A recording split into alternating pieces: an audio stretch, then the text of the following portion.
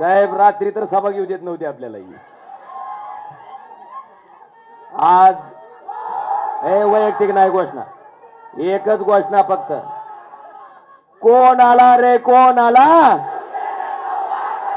कोण आला रे कोण आला. हा आता जरा दम काढा. आज या ठिकाणी जनसंवाद दौऱ्याच्या निमित्तानं आपल्यामध्ये उपस्थित असलेले महाराष्ट्राचे कुटुंब प्रमुख,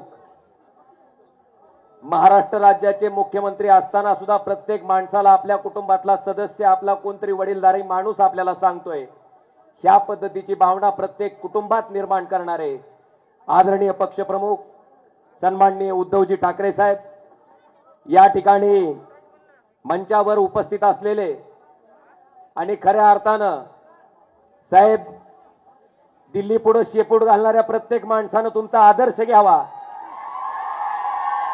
की कितीही संकट आलं, कितीही मोठा संघर्ष करायची पाळी आली तर त्या ठिकाणी न झुकता त्या संकटाला सामोरं जाऊन त्याच्या छाताडावर बसून काढायचं काम त्या ठिकाणी करणारे शिवसेनेचे ज्येष्ठ नेते सन्माननीय संजयजी राऊत साहेब, या ठिकाणी मंचावर उपस्थित असलेले शिवसेनेचे सचिव आदरणीय मिलिंदजी नार्वेकर साहेब, आणि सगळ्यात महत्वाचं साहेब कैलासदादाची पहिलीच टर्म आहे, जिल्हा परिषदचे सदस्य होते.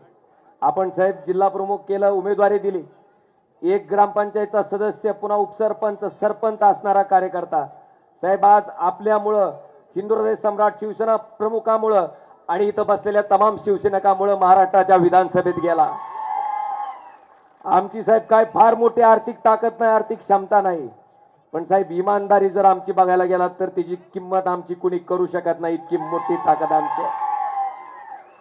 बाकीचे बोके गेले साहेब खोके घेऊन, पण हे 72 आमदार त्या ठिकाणी तितक्याच ताकदीनं तुमच्या पाठीमागे उभा राहणारा या तालुक्याचे निष्ठावंत आमदार सन्माननीय कैलासजी पाटील साहेब, मंचावर उपस्थित असलेले सगळ्याच मान्यवरांची आता क्षमा मागतो आणि आदरणीय व्यासपीठ आपला असा सर्वांचा उल्लेख करतो.